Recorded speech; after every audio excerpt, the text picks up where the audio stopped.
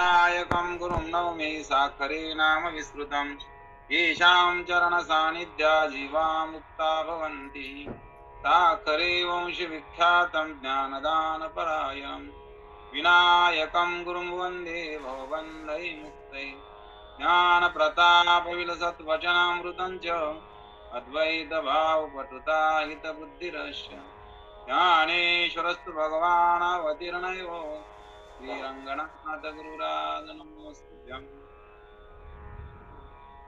आपला अभंग कोणता आहे आजचा?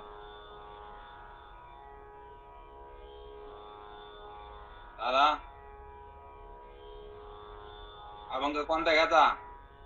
तीर्थव्रत नियम घेतला का मागच्या वेळेस का डबल घ्यायचा आता पण? माईक चालू करा. महाराज मागे सोडते थोडे ज्योतिताई थोडं थोडं कोणता अभंग घ्यायचा आपल्याला? ते अरे नाही दिसत. महाराज थोडं मागे हो ना. थोडं मागे सरा चेहरा दिसत नाही. बर बर बर आता थोडं अजून थोडं. ओके बस बस बस धन्यवाद. ठीक आहे. तीर्थव्रत नेम भावी विन सिद्धी वायाची उपाधी करीची भावबळे करतळी आवळे पाळीयाचा रोवा घेता भूमी वरी यत्न परोपरी साधन तैसे ज्ञानदेव म्हणे निवृत्ती निर्गुण जिले संपूर्ण माझ्या हाती हरिमुखे म्हणा पुण्याची गणना कोण करी. तीर्थव्रत नेम भाव असला तर सिद्धी नाहीतर वायाची उपाधी.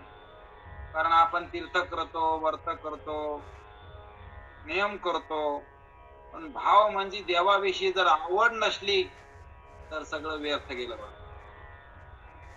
कारण देवाविषयी प्रेम पाहिजे. देवाविषयी प्रेम महत्वाचं आहे. जेव्हा आपल्या मनामध्ये देवाविषयी प्रेम निर्माण होईल तेव्हा आपले सगळे साधन सफल होतील. ते साधन कोणते सांगितले? मग ते तीर्थ, व्रत, नियम अनेक प्रकारची साधनं आहेत. पण या साधनेमध्ये नामस्मरण हे मुख्य साधन आहे. म्हणून हरिपाठामध्ये वेळोवेळा नामस्मरणावरच ज्ञानेश्वर महाराज बोलले.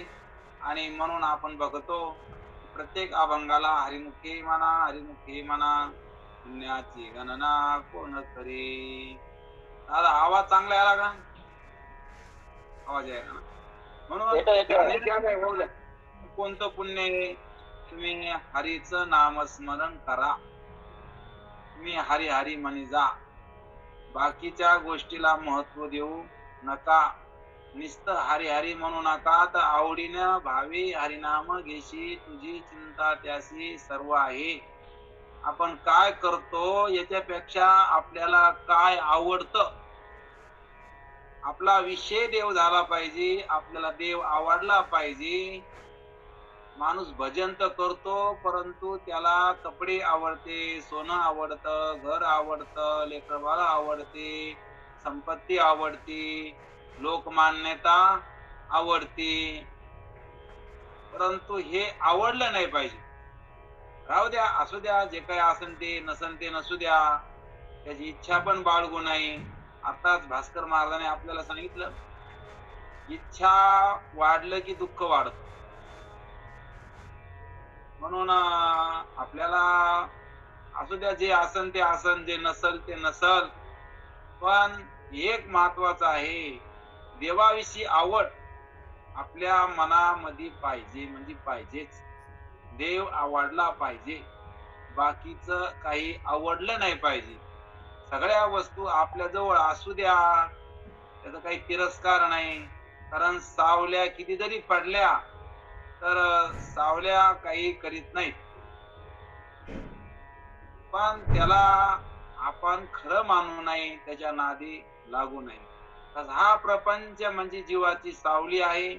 हा प्रपंच किती असला काय नसला काय याचा नाद नसू नये, याची आवड नसू नये. आणि आवड देवाची पाहिजे, आवडला पाहिजे देव. देव जर आवडला तर जीवाचं कल्याण होत असत. म्हणून जीवाला देव आवडाव.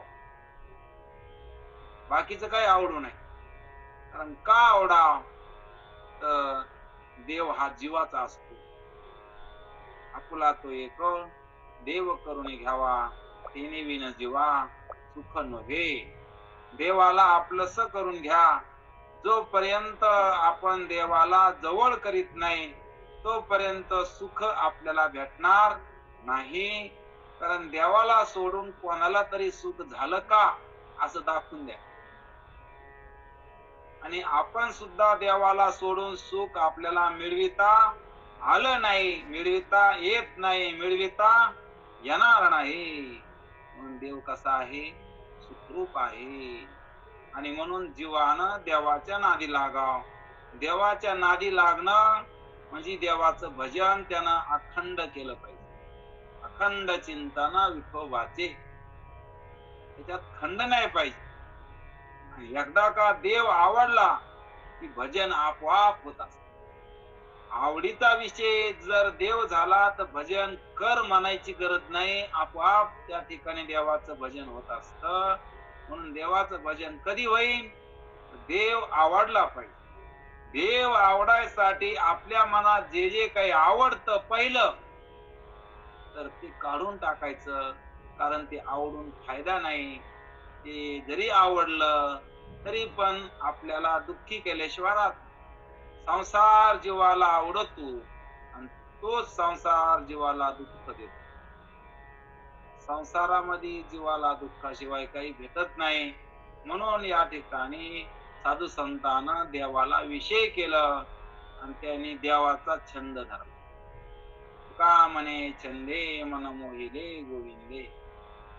देवाच्या नादी लागले, देवाचं भजन केलं, देवाच्या कथा कीर्तन केले, संसारामध्ये राहिले. पण संसाराचा नाद नाही धरला. सोनी संसारी जिम्हा वेगू करी. संसारामध्ये राहिले पण नादी देवाच्या राहिले. संसारामध्ये राहत होते पण भजन देवाचं करीत होते. संसार त्यांना आवडत नव्हता. कारण संसार जीवाला आवडू नाही. कारण संसार जीवासारखा खरा नाही. जीव राहतो संसार मरतो. कारण जीव खरा आहे आणि जीवाला सोडून शरीर, जग, प्रपंच, पसारा, गणगोत हे सगळं काही खोटं आहे. आणि या खोट्याचा संबंध म्हणजे दुःखाचा संबंध आहे. म्हणून जीवानं देवासंग आपलं नातं दृढ केलं पाहिजे. दृढ करणं म्हणजे पक्क करणं. देवासंग नातं दृढ करण्यासाठी देवाचं भजन अखंड केलं पाहिजे. म्हणून हरिमुखे म्हणा, हरिमुखे म्हणा, पुण्याची गणना कोण करी. जो देवाचं भजन करतो तो सुखी होत असतो. बाकीच कोणी सुखी होत नसत. आणि आपल्या जवळ सुखी होण्याचा उपाय म्हणजे देवाचं भजन, देवाची संगती म्हणजे देवाचं नामस्मरण करणं. आता जर आपण देवाचं भजन केलं तर आपण देवाची संगतीला बसलो. देवाची संगती करणं म्हणजे देवाचं नामस्मरण करणं. आपण जर देवाचं नामस्मरण करीत असलो तर आपण समजायचं की आपण देवाच्या संगतीला बसलो. आपण जर देवाचं नाव घ्यायला लागलो तर देव आपल्या बरोबर आहे. देवाचं नाव आपलं सख्य आहे. मागे पुढे देव उभा आहे. अशा प्रकारचं या ठिकाणी देवाच्या नामस्मरणाचं महत्व असतं. कारण नामाचं फळ काय? नामाचं फळ देवच आहे. अशा प्रकारचा देव जोपर्यंत जवळ येत नाही तोपर्यंत सुखाचा रस्ता लांबच असतो. म्हणून जवळ करायसाठी त्याचं नामच स्मरण घेतलं पाहिजे. म्हणून नामस्मरणावर खूप भर द्याला. नामस्मरण एक असं साधन आहे याच्यासाठी काहीच करायची गरज नाही. मांडी मोडायची पण गरज नाही. डोळे सुद्धा उघडायची गरज नाही. इतक्या प्रकारचं त्या ठिकाणी सोपं असणार भजन. पण तरी पण लोक का करीत नाही? तर त्यांच्या मनात संसार ठासून भरलेला आहे. ठासून. कारण त्यांना संसार आवडायला लागलाय. त्यांना देव आवडत नाही. ज्यांना देव आवडतो त्यांना बाकीचं काही आवडत नाही. ज्यांना देव आवडतो का ते सुखी आहेत. त्याला संसार आवडतो का? दुःखी. म्हणून सुखी जेणे व्हावे जगणे व्हावे, असे साधू संत सुखी झाले आणि त्यांनी आपणाला देवाचा रस्ता दाखविला. ह्या मार्गावर त्यांनी आपल्याला आणलं. ज्ञानोबाराय आपल्याला या अभंगात सांगायला लागले की कोणते बी साधन केले, पण त्या साधनामध्ये देवाची आवड जर असेल तर साधन सफल झाले, देवाची आवड नसेल तर ते साधन निष्फळ झाले. देव आवडला पाहिजे, देव माझा वाटला पाहिजे, देव आपला वाटला पाहिजे, देवावर प्रेम पाहिजे. देवाचं भजन प्रेमानं, प्रेमाविन भजन नाकाविन मोती, अर्थाविन पोती वाचुनी काय. देवाचं भजन कसं केलं पाहिजे? प्रेमाने. कारण आपण बरेच या ठिकाणी अभंग बघतो. आवडीने भावे हरिनाम घेसी, तुझी चिंता त्यासी सर्व आहे. दुसऱ्या हरिपाठामध्ये 2 प्रकारानं सांगितलं की आवडीनं घ्या म्हणजे देवाचं नाव. पुन्हा सांगितलं प्रेमानं भजन करा. आपण किती प्रेमानं संसार केला, किती प्रेमानं आवडीनं संसार केला, तरी पण संसारामध्ये दुःखाचे चटके बसला नाही असा माणूस दाखवता येत नाही. त्याला वाटतं आम्हीच दुःखी आहे, परंतु संसारामध्ये कोण सुख धरून संसारी राहे सांग मज बाहरी, अवघ्या नाशिवंता परी. कराम महाराज देवाला म्हणते, देवा या संसारामध्ये कोण सुखी आहे सांग बर. नाही, संसार हा दुःखच आहे, दुःखच आहे. आणि म्हणून तीर्थ व्रत नेम भावे विनशिद्धी. भाव जर नसला तर तीर्थाला जाऊन काय फायदा आहे? तीर्थ करा, व्रत करा, उपवास करा, नेम करा, पण याच्यात आवड पाहिजे, देव आवडला पाहिजे. देव जर नाही आवडला तर मग हे सगळे साधन कसे आहेत? तर एका अभंगात सांगितलं, कुंकुवा नाही ठाव म्हणे मी आहे व, भावाविन देव कैसा पाहिजे. बाईला सगळे अलंकार आहेत, पण अलंकारामुळे बाई सोबत नाही, आणि त्या कुंकामुळे बाई सोबत. कुंकू नसेल तर त्या अलंकाराची काही शोभा नाही. अलंकार कधी सोबत येईल? कुंकू असल्यावर कुंकू लागत. मग कशा प्रकारचं हे भाव म्हणजे कुंकू आहे. म्हणून अर्थविन पोती वाचून काय, कुंकुवा नाही ठाव म्हणे मी आहे. विना देव कैसा भावे. कुंकू नसल्यावर आयव कसं म्हणता येईल हो? आयव म्हणायसाठी कुंकू लागत ना. तसं देव प्राप्त होण्यासाठी भाव लागतो ना. किती सोपं उदाहरण सांगितलं हरिपाठात. छोट्याशा ग्रंथामध्ये आपल्याला कळण अशा प्रकारचं एकनाथ महाराज, ज्ञानेश्वर महाराज हरिपाठात बोलले. कुंकू नसेल तर तिला सौभाग्यवती कसं म्हणावं, आयव कसं म्हणावं? तसं भाव नसेल, प्रेम नसेल, आवड नसेल, देवाची प्राप्ती कशी होईल? हे सर्व प्राप्त होण्यासाठी प्रेम लागत, भाव लागतो, आवड लागते. म्हणून तुम्ही आवडीनं प्रेमानं काय करा म्हणजे भजन करा. प्रेम मनामध्ये असू दे. प्रेम देई प्रेम देई, प्रेमाविन नाही समाधान. काय द्या म्हणले? प्रेम दे. म्हणून करुणी उचित प्रेम घाली हृदयात, आलो दान मागयास चोर करून यास. म्हणून मला काय द्या? प्रेम द्या. उचित अशा प्रकारचं प्रेम द्या. करुणी उचित प्रेम घाली हृदयात, आलो दान मागयास थोर करून यास. म्हणून अशा प्रकारचं तीर्थव्रत नेम भावे विनसिद्धी, वायाची उपाधी करीशी जना. म्हणून उगाच उपाधी करून ठेवायला लागला तू. जर भाव नसेल तर काय करतो तीर्थ करून, काय करतो व्रत करून, काय करतो उपवास करून? आपल्याला बघायचं की ज्ञानेश्वर महाराजांचा या ठिकाणी अशा प्रकारचा या ओवीचा किंवा या अभंगामध्ये असं त्यांना म्हणायचं की आवड मुख्य आहे. पण सर्व काही साधने करीत असलो याच्यामध्ये देवाविषयी प्रेम महत्वाचं. प्रेम जर असेल तर सर्व काही आपण केलेलं याच सार्थक झालं. पण प्रेम नसेल तर मग हे सर्व व्यर्थ गेलं असं त्यांना म्हणायचं.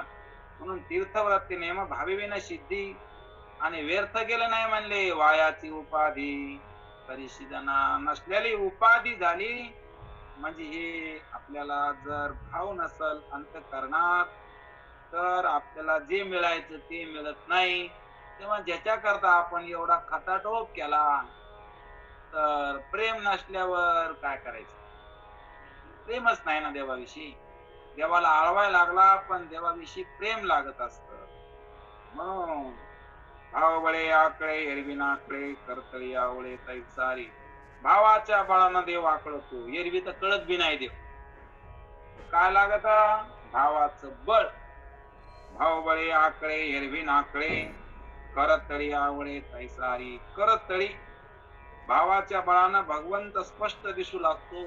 असा दिसतो, स्पष्ट दिसतो, कळू लागतो. जसा आहे तसा देव कळतो. देव जर आवडला तर. अन्य कशाने कळत नाही. देव कळायचा असला तर भावानं कळतो. हा, त्या अभंगात सांगितलं, हरिपद प्राप्ती भोळ्या भाविकासी, अभिमानी यासी गर्भवासी. अभिमान धरतांत गर्भवासाला जातान, हरीची प्राप्ती भावाशिवाय होत नाही. आवड, देव आवडला. देव आवडला पाहिजे म्हणजे आपलं मन रिकामं केलं पाहिजे. मनातल्या पहिल्या आवडी काढून टाकल्या पाहिजे. त्या जागी देव आवडला पाहिजे. धन आवडायला लागलं आणि देवाची भक्ती करायला लागला, कसं काय देव प्राप्त होईल?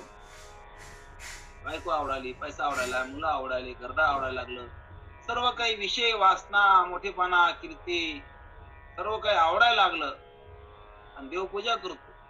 मग आपली पूजा देवापर्यंत कशी पोहोचल? आपल्या मनातल्या सर्व विषय, वासना, आवडी काढून टाकून देवाला विषय करायचा. आपल्याला विषय तो त्यांचा झाला नारायण. न आवडे जन धन माता पिता, काही आवडू नाही. न आवडे जन धन माता पिता, जन धन काहीच आवडू नाही. देव आवडल्याशिवाय राहू नाही. म्हणून भावबळे आकडे एरवी नाकडे, करतळी आवडे तैसारी. पारियाचा रवा घेता भूमीवरी, यत्न परोपरी साधन तैसे. पारियाचा रवा, जमिनीवर पडलेला पाऱ्याचा कण उचलून घेण्याचा किती प्रयत्न केला तरी उचलून घेता येत नाही. पारा असतो त्याचा कण जमिनीवर पडला तर उचलून घेता येतच नाही. त्याप्रमाणे शुद्ध भावा वाचून देव कळतच नाही. किती प्रयत्न करा भगवंताला प्राप्त करण्याचे, भगवंत कळणारच नाही. कारण भाव लागतो. याच्यासाठी प्रेमानं देवाला वश केलं पाहिजे. प्रेम पाहिजे अंतःकरणात. मारा हाका त्याला आवडीनं, नामस्मरण करा. त्याला म्हणा मी तुझा आहे. देवाची आठवण करा. त्याला म्हणा हे सगळा संसार तुला कसा करायचा का, तुझ्या इच्छेनं कर देवा. त्याला म्हणा तुला मला कसं ठेवायचं, सुखी ठेवायचं का ठेव, दुःखी ठेवायचं का ठेव. तुझ्या इच्छानं जसा तू ठेवलं तसा मी राहीन असं म्हणा देवाला. करा मोठं मन, थोडा त्याच्यावर का म्हणे घालो तयावरी भार, भाऊ हा संसार देवा पायी. त्याच्यावर सोडून द्या. दुःख करूच नका. आपल्यावर किती विघ्न आले असले, देवाची इच्छा समजा. त्याची इच्छा आहे, देवाच्या इच्छेनं संसार करा. सुख आलं देवाची इच्छा समजा, दुःख आलं देवाची इच्छा समजा. देवाचं भजन करीत करीत करीत त्या ठिकाणी चिंतन करीत करीत नामस्मरण करीत करीत आपला काळ चाललेला आहे. पण त्याचं नामस्मरण करीत काळ जाऊ द्या. रिकामा काळ जाऊ देऊ नका.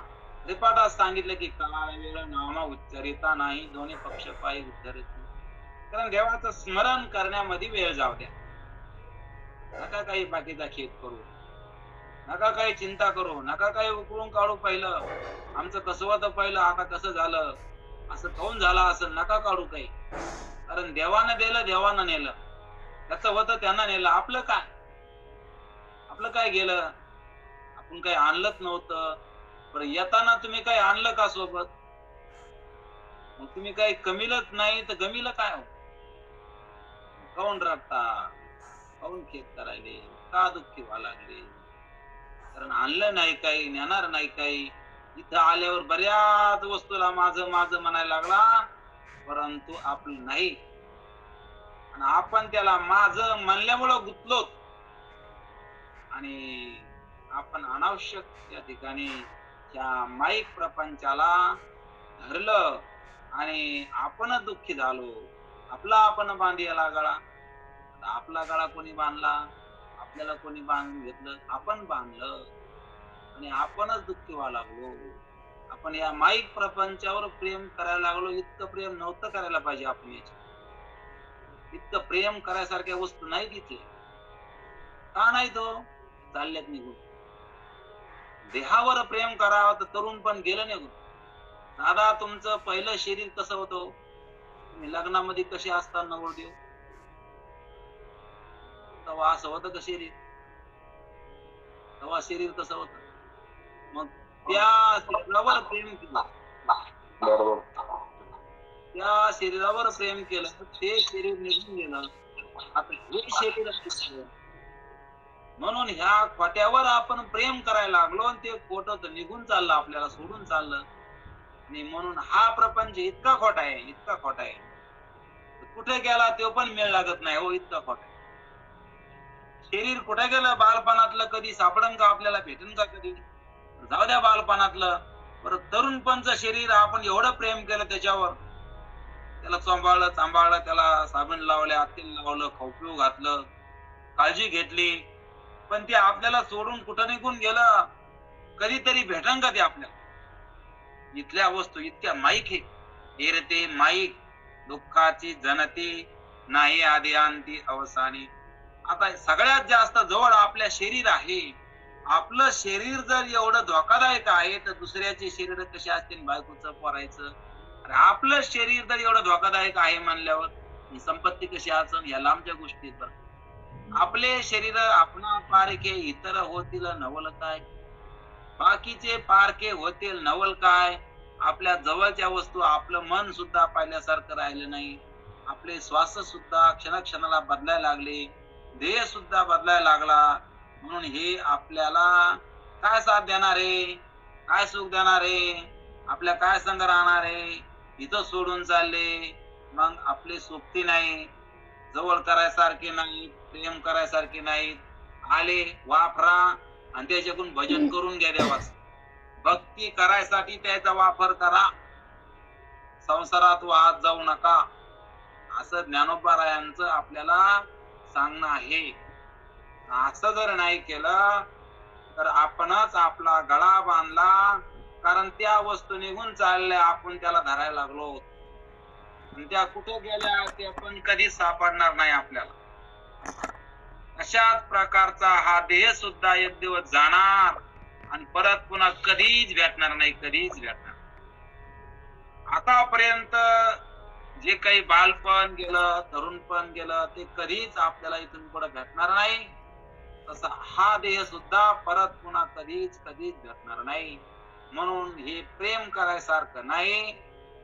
म्हणून हे आपलं नाही, माझं नाही, मी नाही, खरं नाही. आणि म्हणून नादी लागायसारखं नाही. आणि म्हणून या सर्व माईक प्रपंचातून बाजूला होणं हीच आपलं काही कर्तव्य आहे. किंवा हीच एक अशा प्रकारची निष्ठा ठेवणं. याच निष्ठेनं आपण परमात्म्यापर्यंत जाऊ शकतो. कारण फट्यानं आपल्याला जपून ठेवले. फट्यातून आपण बाहेर पडायला तयार नाही. म्हणून प्रपंच खोटा आहे. ज्ञानोबा सांगते, ज्ञानदेव म्हणे निवृत्ती निर्गुण दिलेले संपूर्ण माझ्या हाती. निवृत्ती महाराज कसे आहेत? ते म्हणले निर्गुण आहेत. निर्गुण म्हणजे निवृत्तीनाथ अशा प्रकारचे त्यांच्या ठिकाणी गुण नाही. ज्यांना गुण नाही त्यांना निर्गुण म्हणायचं, ज्यांना गुण आहेत त्याला सगुण म्हणायचं. कोणते कोणते गुण आपण पाहिलं मागच्या अभंगामध्ये. त्रिगुणासार 3 प्रकारचे गुण असतात, रजोगुण, तमोगुण, सत्वगुण. आपण म्हणतो व्यवहारामध्ये राजसी माणूस आहे, तामसी माणूस आहे, सात्विक माणूस आहे. जरा चांगला भगवत भक्त असला तर सात्विक म्हणतो, जरा व्यावहारिक असला तर राजसी म्हणतो, जरा भांडखोर असला, आगाव असला तर तामसी म्हणतो. हे जसे 3 प्रकार आहेत, सगळ्या वस्तूमध्ये 3 प्रकार आहेत जगात. म्हणून ज्ञानेश्वर महाराज म्हणते निवृत्तीनाथ निर्गुण आहेत, कारण या 3 गुणाच्या पलकड आहेत. आणि त्यांना मला सुद्धा अशा प्रकारचं त्यांच्यासारखं सुखरूप निर्गुण असं मला त्यांनी केलं, म्हणून हे त्यांचे उपकार आहेत. म्हणून पुढचा अभंग, समाधी हरीची. हरीची समाधी समसुखे विना न साधेल जाण द्वैत बुद्धी. बुद्धीचे वैभव अन्य नाही तुझे, एका केशव राजे सकळ सिद्धी. सिद्धी सिद्धी निद्धी अवघीच उपाधी, जवत्या परमानंदे मन नाही. ज्ञानदेवा रम्ये रमले समाधान, हरीचे चिंतन सर्व काळ. हरिमुखी मना पुण्याची गणना कोण करी.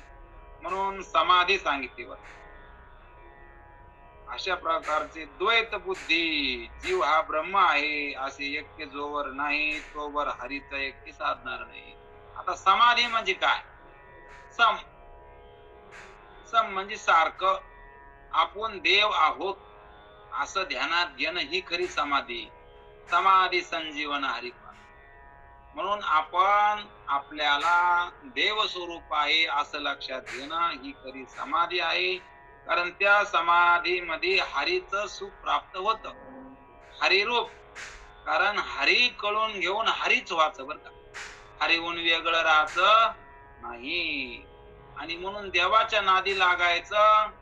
जशी गंगा समुद्राकड जाता जाता जाता जाता जाता जाता सर्व प्रकारच्या अडचणीवर मात करीत करीत करीत त्या अडचणी संग टकरून पुन्हा शेवटी समुद्रात गेलीस ना, तसं जीवानं अनेक प्रकारच्या व्यवहारामध्ये परमार्थाच्या प्राप्तीचा मार्ग अविरत चालू ठेवी ठेवी शेवटी एक दिवस तो परमात्म्यामध्ये विलीन होत असतो.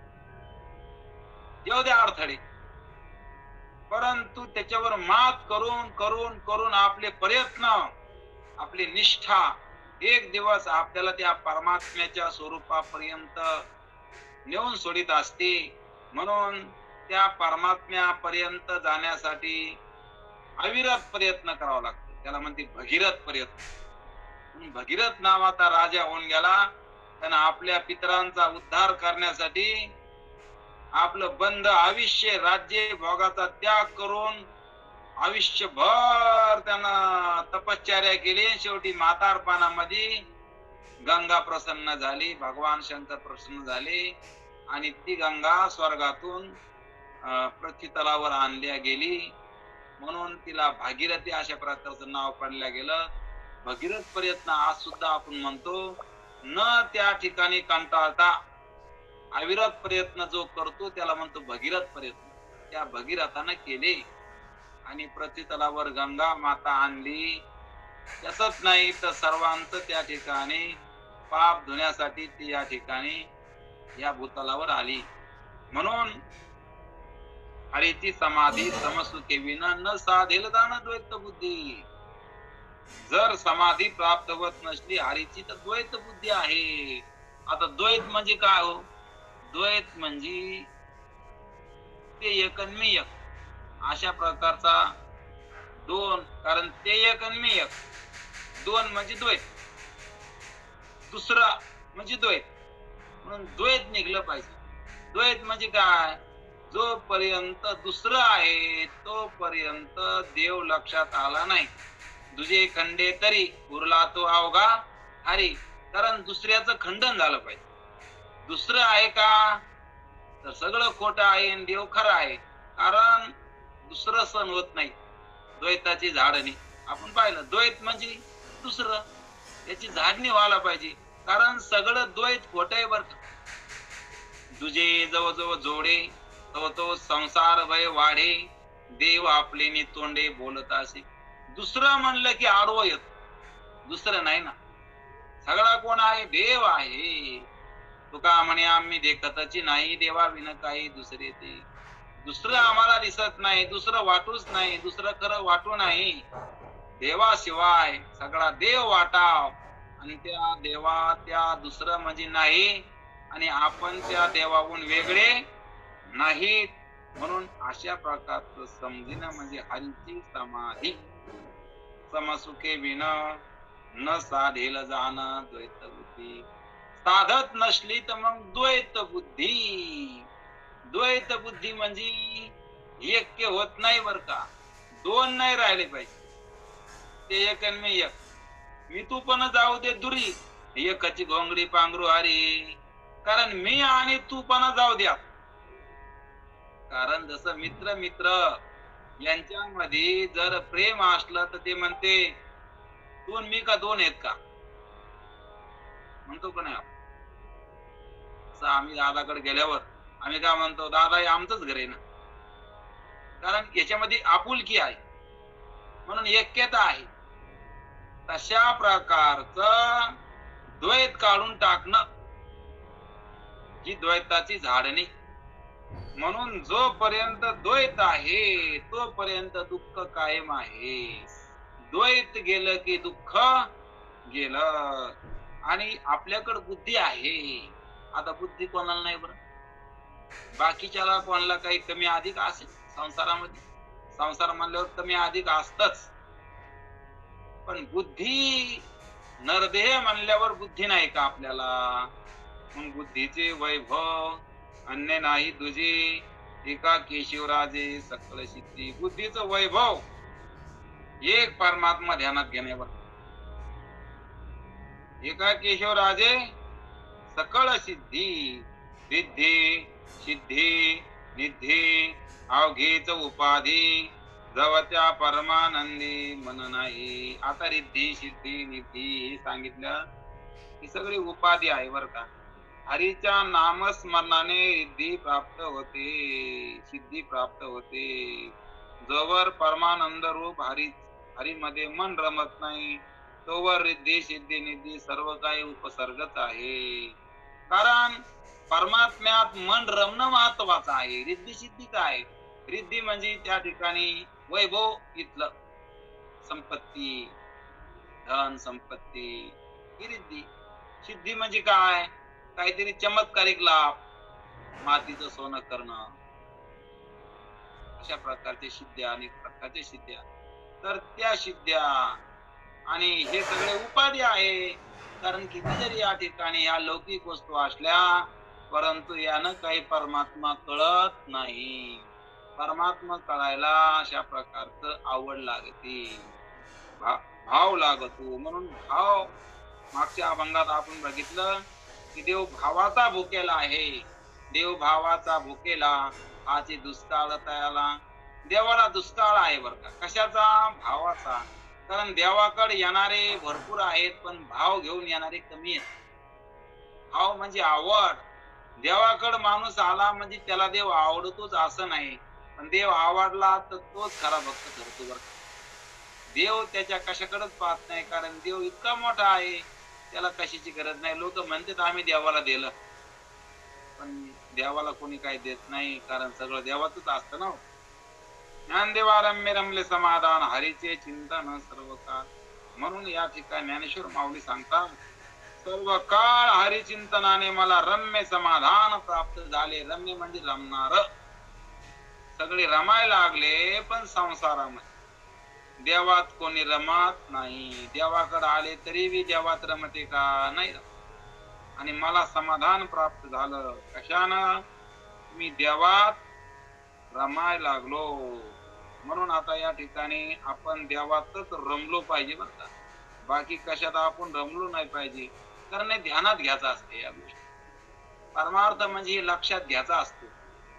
परमार्थ म्हणजे पाठ करायचा नसतो किंवा लोकांना मानायचा नसतो. लोकांना मला चांगलं म्हणल्यावर मी चांगला असं नाही.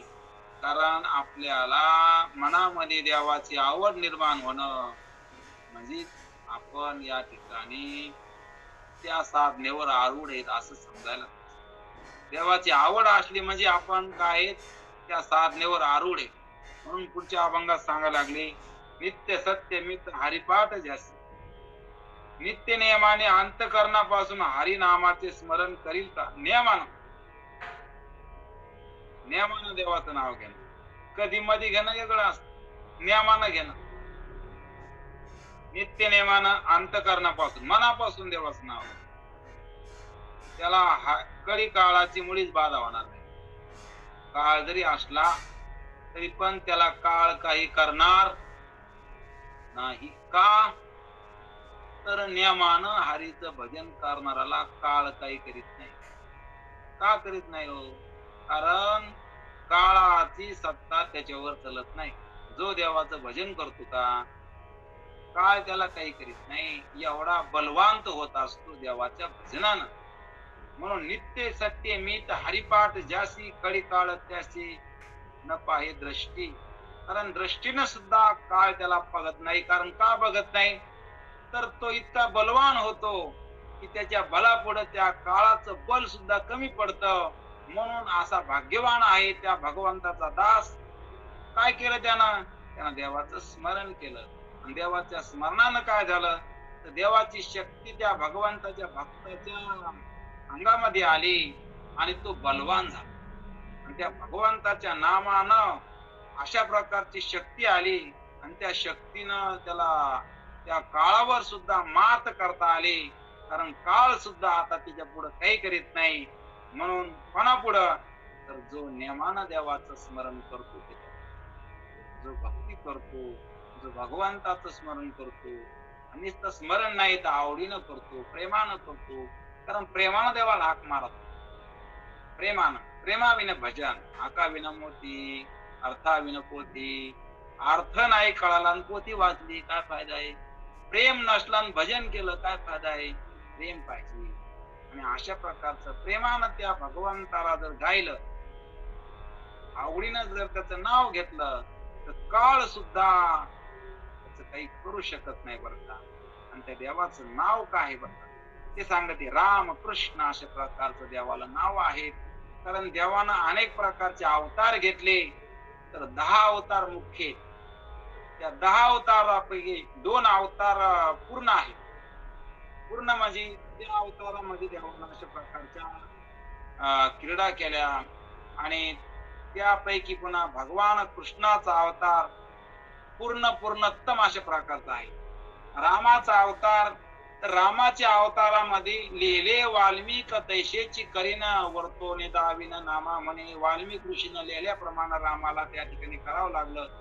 कृष्ण अवतारामध्ये भगवान स्वतंत्र होते आणि म्हणून राम आणि कृष्ण अशा प्रकारचे त्यांच्या लीला, त्यांचे चरित्र आम्ही वाचू, त्यांचं स्मरण करू, त्यांचं नामोच्चारण करू आणि त्यांना अनेक प्रकारच्या पापाची होळी करू, पापाला जळून टाकू आणि ते पाप जळाले पाहिजे. पाप जळाले तर मग ते दुःख देणार नाही. आणि पाप जर तसंच राहिलं तर पुन्हा दुःख द्यायला येईल ते. म्हणून रामकृष्ण वाचन अनंत राशी तप, अनेक प्रकारच्या राशी तपश्चर्या घडली. कोणाकोण? ज्यानं देवाचं स्मरण केलं, त्यानं रामकृष्ण हे नाम मुखामध्ये ठेवलं, त्याच्या अनेक प्रकारच्या राशी पाप जळून गेले. हे नामाचं फळ तत्काळ आहे. पापाचे कळप पळती पुढे. अनंत राशी तप झालं आणि अनेक राशी पाप जळून गेलं. अनेक राशी तपश्चर्या घडली आणि पापाचे कळपाची कळप पुढं पळते. जसं मेंढ्याचा कळप असतो, शेळ्याचा कळप असतो, तसा पापाचा बी कळप असतो. पापाचे कळप पळती जळती पुढे, पळती पुढे. हरी हरी हरी मंत्र हा शिवाचा. भगवान शंकर सुद्धा हरी नामाचा उच्चार करते. भगवान शंकराने सुद्धा त्या भगवंताचं स्मरण केलं. अजून सुद्धा भगवान त्या ठिकाणी राम नामाची समाधी लावून बसलेत. अशा प्रकारचा शिव सुद्धा, ईश्वर सुद्धा त्या हरीचं स्मरण करतो. जीवानं सुद्धा केलंच पाहिजे. मनती देवाच्या तया मुक्त, जे असं नामस्मरण करते त्यांना मोक्ष प्राप्त होतो. म्हणून हरी हरी हरी मंत्र हा शिवाचा, मनती देवाच्या तया मोक्ष. ज्ञानदेवा पाठ नारायण नाम, पाविजे उत्तम निजस्थान. म्हणून अशा प्रकारचं हरीचं नामस्मरण करा, हरिपाठ करा. हरिपाठ करणं म्हणजे हरीचा पाठ, हरीचं भजन असं तुम्ही करा. आणि अशा प्रकारचं हरीचं भजन केलं तर पाविजे उत्तम निजस्थान. म्हणून अशा प्रकारचं स्थान तुम्हाला प्राप्त होईल की त्या ठिकाणी दुःखाचा लेस नसणार नाही. आणि सर्व जीवांचे हेच प्रयत्न आहेत की मला दुःख मिळू नये, माझं सर्व प्रकारचं दुःख जावा आणि मला सर्व प्रकारचं सुख प्राप्त व्हावा. आणि देवाच्या नामस्मरणाशिवाय होत नाही. म्हणून हरीच्या नामात एवढं सामर्थ्य आहे की सकळ दुःखाची निवृत्ती आणि परमानंदाची प्राप्ती एक हरीचं स्मरण आपणाला करून देतं. म्हणून सोपं आहे. बघतो तुका म्हणे सोपे आहे सर्वाहुनी, सर्व साधनापेक्षा सोपं आहे. फक्त आवड मनामध्ये निर्माण करणं गरज. देवाचं भजन करणं नुसतं करणं नाही, आवडीनं करणं, प्रेमानं करणं, आनंदानं देवाचं भजन केलं पाहिजे. बळत मग इथला इथला वाजा टाळ्या, त्यानं वाजलं नाही ते पाहत, त्यानं वाजलं नाही ते पाहत, असं नका करू. आनंदानं भजन करा, बळत मळच करू नका, आवडीनं करा, उल्हासानं करा. आणि आनंदानं जो भजन करतो का त्याचं कल्याण. म्हणून आनंद इथोबा झाला माझे मनी, देखिले लोचनी विते सहित पावले. मला आनंद झाला म्हणून देवाला पाहिल्या बरोबर आनंद झाला पाहिजे. म्हणून आवडीचा विषय देव झाला पाहिजे. म्हणून देव पाहिल्यावर आनंद होतो. कोणला? ज्यांना देव आवडतो त्यांना, ज्यांना जे आवडतं त्यांना ती वस्तू बघितली की आनंद होतो. महाराज म्हणते मला देवाला बघितलं की आनंद होतो. कारण देवाला पाहिल्यावर आनंद झाला पाहिजे. कारण देव आनंद आहे. कारण देव आनंद स्वरूप, देव सुख स्वरूप आहे. म्हणून देवाचं नाव जो घेत असतो त्याला सुद्धा सुख होत असतं. रूप पाहता लोचने सुख झाले व साधनी, वा विठ्ठल बरवा वा माधव. देवाचं रूप पाहिलं की मला सुख झालं. काय चमत्कार! रूप त्याचं पाहायचं सुख आपल्याला होत. काय आनंद! हे काय साधारण सुख नाही, विशेष सुख नाही. विशेष सुखात जीवाचं भागत नसतं. संसारामध्ये विशेष सुख आहे. ज्ञानेश्वर महाराज सांगते विषय सुख आहे हे बोलण्याचे सारखे नव्हे का, विद्युत स्फुरणे राही जगा माझी. अरे जगातल्या लोकांना त्या चमकण्यानं त्यांचा व्यवहार होईल का? तसं विषय सुखानं जीवाला सुखी करण्याचं सामर्थ्य विषयात नाही. विषय सुखानं जीव सुखी होणार नाही. म्हणून विषयामध्ये सुख दिसत पण सुखाच्या नावाखाली दुःख असत. विषय दाखितेच सुख पण असतंय दुःख. विषय वडी बोलले जीव आता याची कोण कल्ले क्यू. सुख नाही कोठी आली या संसारात सुख नाही. आणि जो संसारात सुख पाहिन किंवा सुखासाठी संसार करीन त्याला संसारात महान दुःख झाल्याशिवाय राहणार नाही. म्हणून संसार करा परंतु देवाचं भजन करीत संसारात सुख नाही असं म्हणून संसार करा. संसारी असावी असुनी नसावी आणि भजन करावे रात्रंदिवस. रात्रंदिवस त्या ठिकाणी भजन करावं. म्हणून पुढच्या अभंगात सांगायला लागले एक नाम हरी द्वैत नाम दुरी, अद्वैत कुसरी विरळा जाणे. एक नाम हरी एक नाम आहे आणि द्वैत बाधक असल्यामुळे श्री हरी पासून दूर नेणारे आहे. हरी हे नाम श्री हरीची ऐक्य साधणारे आहे. हरित नाम असं आहे की देवासंग ऐक्य साधित, बाकीचे नाव देवापासून दूर नेत. म्हणून तुम्ही दुसरं काही म्हणूच नका. काय म्हणा हरी हरी तुम्ही म्हणा रे सकळ, किंवा हरी बोला नाही तर बोला व्यर्थ गलवाला करू नका. नुसतं हरी म्हणलं तर देवासंग ऐक्य होईल. दुसरं काही बोलले तर देवापासून वेगळे पडतो ना आपण.